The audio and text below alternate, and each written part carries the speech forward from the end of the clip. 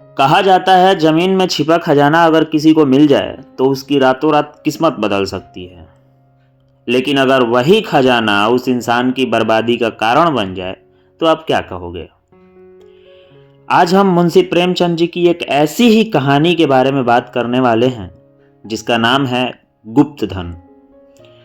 जी हाँ, गुप्त धन। अगर आप साहित्य दीप से अभी तक नहीं जुड़े हैं तो कृपा करके आप लोग प्लीज इस चैनल को अपना आशीर्वाद दीजिए। महाराज, आपके एक लाइक, एक कमेंट से आपको नहीं पता है कि मुझे अपने काम करने में कितनी ज़्यादा प्रेरणा मिलेगी, ये मैं शब्दों से बयां नहीं कर सकता।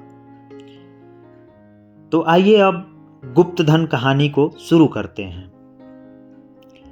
बाबू हरिदास का ईंटों का पजावा शहर से मिला हुआ था।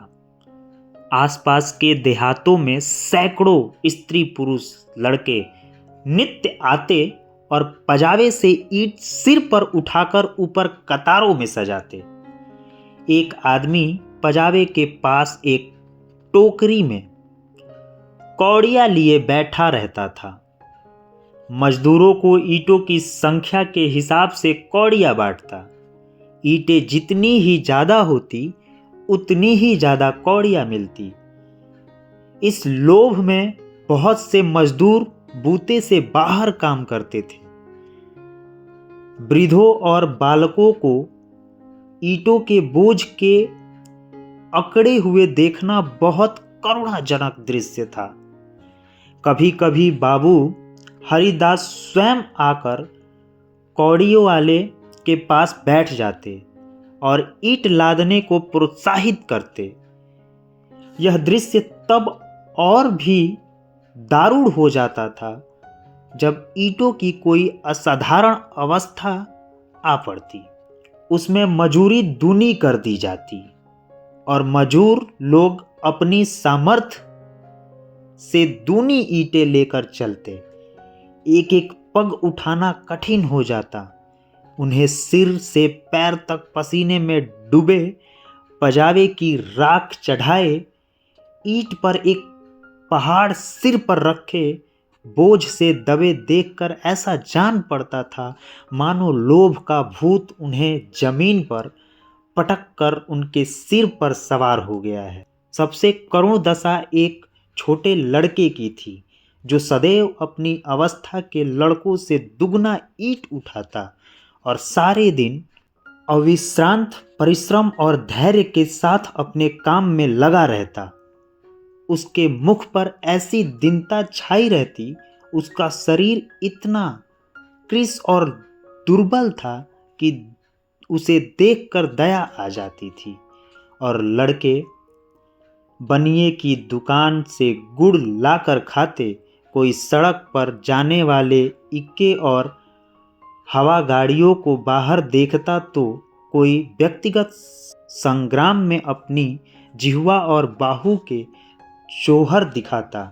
लेकिन इस गरीब लड़के को अपने काम से काम था।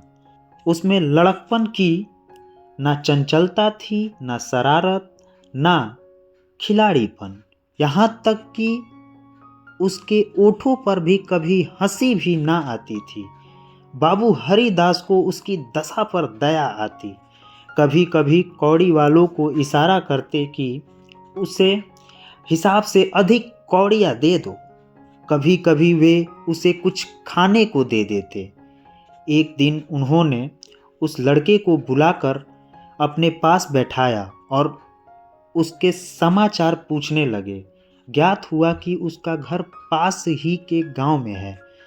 घर में एक वृद्ध माता के सिवा कोई नहीं है और वह वृद्धा भी किसी पुराने रोग से ग्रस्त रहती है।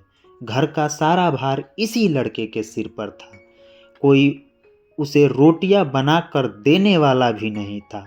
शाम को जाता तो अपने हाथों से रोटियां बनाता और अपनी माँ को खिलाता था। जाति का ठाकुर था। किसी समय उसका कुल धन धान्य संपन्न था। लेन देन होता था और शक्कर का कारखाना चलता था। कुछ जमीन भी थी, किंतु भाइयों की स्पर्धा और विद्वेष ने उसे इतनी हीन अवस्था को पहुंचा दिया कि अब रोटियों के लाले थे। लड़के का नाम मगन सिंह था। हरिदास ने पूछा, गांव वाले तुम्हारी कुछ मदद क्यों नहीं करते? गगन, वाह, उनका बस चले तो मुझे मार डाले। सब जानते हैं कि मेरे घर में रुपए गड़े हैं। हरिदास ने उत्सुकता से पूछा, पुराना धरना है? कुछ ना कुछ तो होगा ही। तुम्हारी माँ ने इस विषय में तुमसे कुछ नहीं कहा? मगन, बाबूजी नहीं, एक पैसे भी नहीं। रुपए होते तो अम्मा इतनी तकलीफ क्यों उठाती? बाबू हरिदास मगन सिंह से इतने प्रसन्न हुए कि मजूरों की श्रेणी से उठाकर अपने नौकरों में रख दिया। उसे कौड़ियाँ बांटने का काम दिया और पजावे में मुंशी जी को ताकीद कर दी गई कि इसे कुछ पढ़ना लिखना सिखाएं। अनाथ के भाग्य जाग उठे। मान सिंह का बड़ा कर्तव्यशील और चतुर लड़का था। उसे कभी देर ना होती, कभी नागा ना होता। थोड़े ही दिनों में उसने बाबू साहब का विश्वास प्राप्त कर लिया। लिखने पढ़ने में भी कुशल हो गया। बरसात के दिन थे, पजावे में पानी भरा हुआ था, कारोबार बंद था। मान सिंह 3 दिनों से गैर हाजिर था। हरिदास को चिंता हुई, क्या बात है, कहीं बीमार तो नहीं हो गया, कोई दुर्घटना तो नहीं हो गई। कई आदमियों से पूछताछ की पर कुछ पता ना चला। चौथे दिन पूछते पूछते मान सिंह के घर पहुंचे। घर क्या था, पुरानी समृद्धि व ध्वंसाशेष मात्र था। उनकी आवाज सुनते ही मान सिंह बाहर निकल आए। हरिदास ने पूछा, कई दिन से आए क्यों नहीं? माता का क्या हाल है? मान सिंह ने अरूढ़ कंठ से उत्तर दिया, अम्मा आजकल बहुत बीमार हैं। कहती हैं अब नहीं बचूंगी। कई बार आपको बुलाने के लिए मुझसे कह चुकी हैं, पर मैं संकोच के मारे आपके पास ना आता था। अब आप सौभाग्य से आ गए हैं तो जरा चल के उसे देख लीजिए, उनकी ललसा भी पूरी हो जाए। हरिदास भीतर गए। सारा घर भौतिक निरस्ता का परिचालक था। सुर्खी, कंकड़, ईंट के ढेर चारों ओर पड़े हुए थे। विनाश का प्रत्यक्ष रूप था। केवल 2 कोठरियां गुजर करने लायक थी। मान सिंह ने एक कोठरी की ओर उन्हें इशारा करते हुए बताया। हरिदास भीतर गए तो देखा कि वृद्धा एक सड़े हुए काठ के टूटे टुकड़े पर पड़ी कराह रही थी। उनकी आहट पाते ही आंखें खोली और अनुमान से पहचान गई। बोली, आप आ गए, बड़ी दया की। आपके दर्शनों की बड़ी अभिलाषा थी। मेरे अनाथ बालक के नाथ अब आप ही हैं। जैसे आपने अब तक उसकी रक्षा की है, वह निगाह उस पर संदेह बनाए रखिएगा। मेरी विपत्ति के दिन पूरे हो गए। इस मिट्टी को पार कर लीजिए। एक दिन घर में लक्ष्मी का वास था। अदीन आए तो उन्होंने भी आंखें फेर ली। पुरखों ने इसी दिन के लिए कुछ थाती धरती माता को सौंप दी थी। उसका बीजक बड़े यत्न से रखा था, पर कुछ दिनों से उसका कहीं पता न लगता था। मगन के पिता ने बहुत खोज पर ना पा पाए, नहीं तो हमारी दशा इतनी हीन ना होती। आज 3 दिन हुए मुझे। वह बीजक आप रद्दी कागजों में मिल गया। जब से उसे छिपाकर रखे हुए हूँ। मगन बाहर है। मेरे सिरहाने जो सिंदूर रखी है उसी में एक बीजक है, उसमें सब बातें लिखी हैं, उसी से ठिकाने का भी पता चलेगा। अवसर मिले तो उसे खुदवा डालिएगा, मगन को दे दीजिएगा, यही कहने के लिए कि आपको बार बार बुलाती थी। आपके सिवा मुझे किसी पर विश्वास ना था। संसार से धर्म उठ गया, किसकी नीयत पर भरोसा किया जाए। हरिदास ने बीजक का समाचार किसी से ना कहा। नीयत बिगड़ गई, दूध में मक्खी पड़ गई। बीजक से ज्ञात हुआ कि धन उस घर में 5 डग पश्चिम की ओर एक मंदिर के चबूतरे के नीचे है। देख रहे हैं ना आप, एक झटके में एक सच्चे इंसान की नीयत बदल गई किस तरह से।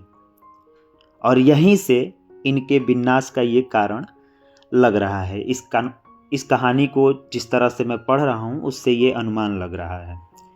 आइए आगे चलते हैं। हरिदास धन को भोगना चाहते थे, पर इस तरह की किसी को कानो कान खबर ना हो। काम कष्ट साध्य था, नाम का धब्बा लगने की प्रबल आकांक्षा थी, जो संसार में सबसे बड़ी यात्रा है।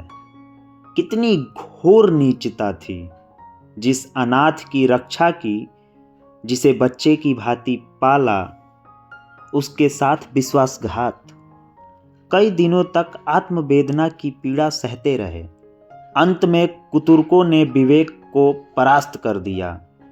मैंने कभी धर्म का परित्याग नहीं किया और ना ही कभी करूंगा। क्या कोई ऐसा प्राणी भी है जो जीवन में एक बार भी विचलित ना हुआ हो? यदि है तो वह मनुष्य नहीं, देवता है। मैं मनुष्य हूँ, मुझे देवताओं की पंक्ति में बैठने का दावा नहीं है। मन को समझाना, बच्चों को फुसलाना। हरिदास साझा को सैर करने के लिए घर से निकल जाते। जब चारों ओर सन्नाटा छा जाता तो मंदिर के चबूतरे पर आ बैठते और एक कुदाली से उसे खोदते। दिन में 2 बार इधर उधर ताक झाक करते कि कोई चबूतरे के पास खड़ा तो नहीं है। रात की निस्तब्धता में उन्हें अकेले बैठे ईंट को हटाते हुए उतना ही भय होता था जितना किसी भ्रष्ट वैभव को आमिष भोजन से होता है। चबूतरा लंबा चौड़ा था, उसे खोदते 1 महीना लग गया और अभी आधी मंजिल भी तय ना हुई। इन दिनों उनकी दशा उस पुरुष की सी हो गई जो कोई मंत्र जगा रहा हो। चित्त पर चंचलता छाई रहती, आंखों की ज्योति तीव्र हो गई थी। बहुत गुमसुम रहते थे, मानो ध्यान में हो। किसी से बातचीत नहीं करते थे। अगर कोई छेड़कर बात करता तो झुझला पड़ते। पजावे की ओर बहुत कम जाते। विचारशील पुरुष थे। आत्मा बार बार इस कुटिल व्यापार से भागती। निश्चय करते कि अब चबूतरे की ओर ना जाऊंगा, पर संध्या होते ही उस पर एक नशा सा छा जाता। बुद्धि विवेक का अपहरण हो जाता। जैसे कुत्ता मार खाकर थोड़ी देर बाद टुकड़े की लालच में जा बैठता है, वही दशा उनकी थी। यहाँ तक कि दूसरा मास भी व्यतीत हुआ। अमावस की रात थी। हरिदास मलिन हृदय में बैठी हुई कालिमा की भांति चबूतरे पर बैठे हुए थे। आज चबूतरा खुद जाएगा, जरा देर तक और मेहनत करनी पड़ेगी। कोई चिंता नहीं, घर में लोग चिंतित हो रहे होंगे, पर अभी निश्चित हुआ जाता है कि चबूतरे के नीचे क्या है।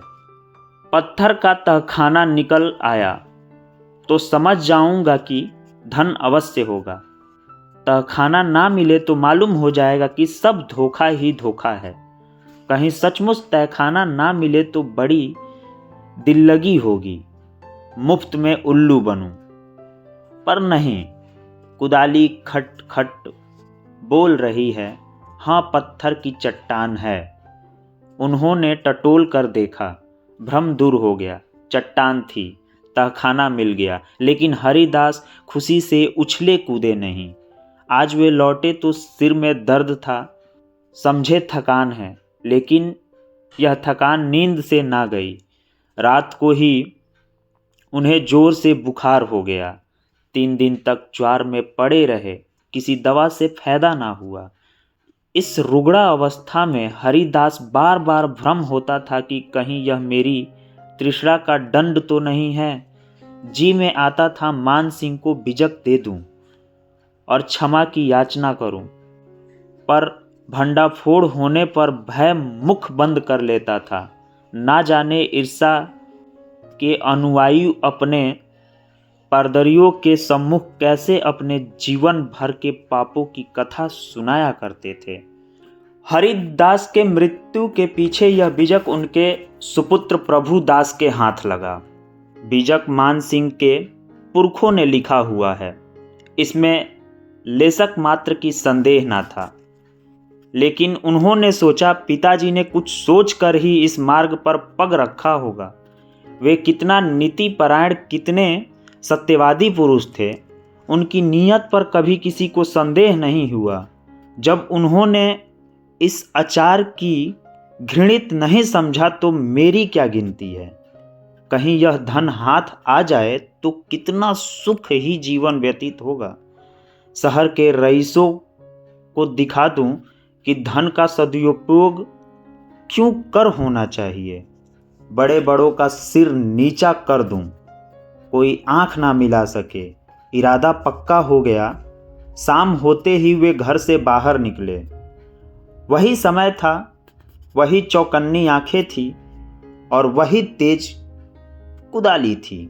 ऐसा ज्ञात होता था मानो हरिदास की आत्मा इस नए शेष में अपना काम कर रही है। देख रहे हैं किस तरह से एक लालच, एक छोटे से भ्रम ने पहले पिता की जान ली और अब उनका बेटा भी उसी रास्ते पर निकल चुका है। चबूतरे का धरातल पहले ही खुद चुका था। अब संगीन तहखाना था। जोड़ों को हटाना कठिन था। पुराने जमाने का पक्का मसाला था। कुल्हाड़ी उचट उचट कर लौट आती थी। कई दिनों में ऊपर की दरारें खुली, लेकिन चट्टानें जरा भी ना हिली। तब वह लोहे की छड़ से काम लेने लगे, लेकिन कई दिनों तक जोर लगाने पर भी चट्टानें ना खिसकी। सब कुछ अपने ही हाथों करना था। किसी का सहायता ना मिल सकती थी। यहाँ तक कि फिर वही अमावस की रात आई। प्रभुदास को जोर लगाते 12 बज गए और चट्टानें भाग्य रेखाओं की भांति अटल थी। पर आज इस समस्या को हल करना आवश्यक था। कहीं तहखाने पर किसी की निगाह पड़ गई तो मेरा मन की ललसा मन में ही रह जाए। वह चट्टान पर बैठकर सोचने लगे, क्या करूं? बुद्धि कुछ काम नहीं करती। सहसा उन्हें एक युक्ति सूझी, क्यों ना बारूद से काम लूं। उन्होंने इतने अधीर हो रहे थे कि कल पर इस काम को ना छोड़ सके। सीधे बाजार की तरफ चले। 2 मील का रास्ता हवा की तरह तय किया, पर वहां पहुंचे तो दुकानें बंद हो चुकी थी। आतिशबाज हिले करने लगे। बारूद इस समय नहीं मिल सकती, सरकारी हुक्म नहीं है। तुम कौन हो? इस वक्त बारूद लेकर क्या करोगे? ना भैया, कोई बर्दात हो जाए तो मुफ्त में बधा बधाया फिरूंगा, तुम्हें कौन पूछेगा। प्रभुदास की शांति वृत्ति कभी इतनी कठिन परीक्षा में ना पड़ी थी। वे अंत तक अनुनय विनय ही करते रहे। यहाँ तक कि मुद्राओं की सुरीली झनकार ने उसे वशीभूत कर लिया। प्रभुदास यहाँ से चले तो धरती पर पांव ना पड़ते थे। रात के 2 बजे थे। प्रभुदास मंदिर के पास पहुँचे। चट्टानों की दरारों में बारूद रख पलीता लगा दिया और दूर भागे। एक क्षण में बड़े जोर से धमाका हुआ। चट्टान उड़ गई। अंधेरा गार सामने था, मानो कोई पिशाच उन्हें निगल जाने के लिए मुंह खोले हुआ है। प्रभात का समय था। प्रभुदास अपने कमरे में लेटे हुए थे। सामने लोहे के संदूक में 10,000 पुरानी मुहरें रखी हुई थी। उनकी माता सिरहाने बैठी पंखा झल रही थी। प्रभुदास ज्वार व ज्वाला में जल रहे थे। करवटें बदलते थे, कराहते थे, हाथ पांव पटकते थे, पर आंखें लोहे के संदूक की ओर लगी हुई थी। इसी में उनके जीवन की आशाएं बंद थी। मान सिंह अब पजावे का मुंशी था, इसी घर में रहता था। आकर बोला, पजावे चलिए, गाड़ी तैयार कराऊं? प्रभुदास ने उसके मुख की ओर क्षमा याचना की दृष्टि से देखा और बोला, नहीं, मैं आज नहीं चलूंगा, तबीयत अच्छी नहीं है, तुम भी मत जाओ। मान सिंह उसकी दशा देखकर डॉक्टर को बुलाने चला। 10 बजते बजते प्रभुदास का मुख पीला पड़ गया, आंखें लाल हो गई। माता ने उसकी ओर देखा तो शौक से विलय हो गई। बाबू हरिदास की अंतिम दशा उनकी आंखों में फिर जगी। जान पड़ता था यह उसी शोक घटना के पुनर्वृत्ति है। यह देवताओं की मनोतिया मान रही थी, किंतु प्रभुदास की आंखें उसी लोहे के संदूक की ओर लगी हुई थी जिस पर उन्होंने अपनी आत्मा अर्पण कर दी थी। उनकी स्त्री आकर उनके पेताने बैठ गई और बिलख बिलख कर रोने लगी। प्रभुदास की आंखों में भी आंसू बह रहे थे, पर वो आंखें उसी लोहे की संदूक की ओर निराशापूर्ण भाव से देख रहे थे। डॉक्टर ने आकर देखा, दवा दी और चलता गया। वह दवा का असर उल्टा हुआ। प्रभुदास के हाथ पांव सर्द हो गए, मुख निस्तेज हो गया, हृदय की गति मंद पड़ गई, पर आंखें संदूक की ओर से ना हटी। मोहल्ले के लोग जमा हो गए। पिता और पुत्र के स्वभाव और चरित्र की टिप्पणियां होने लगी। दोनों सिल और विनय के पुतले थे। किसी को भूल कर भी कड़ी बात न कही। प्रभुदास का संपूर्ण शरीर ठंडा हो गया। प्राण था तो केवल आंखों में। वे अब भी उसी लोहे की संदूक की ओर सतृष्ण भाव से देख रही थी। घर में कोहराम मचा हुआ था। दोनों महिलाएं पछाड़े खा खा कर गिरती थी। मोहल्ले की स्त्रियां उन्हें समझाती थी। अन्य मित्रगण आंखों पर रुमाल जमाए हुए थे। जवानी की मौत संसार का सबसे करुण, सबसे अस्वाभाविक और भयंकर दृश्य है। यह ब्रजघात है, विधता की निर्दय लीला है।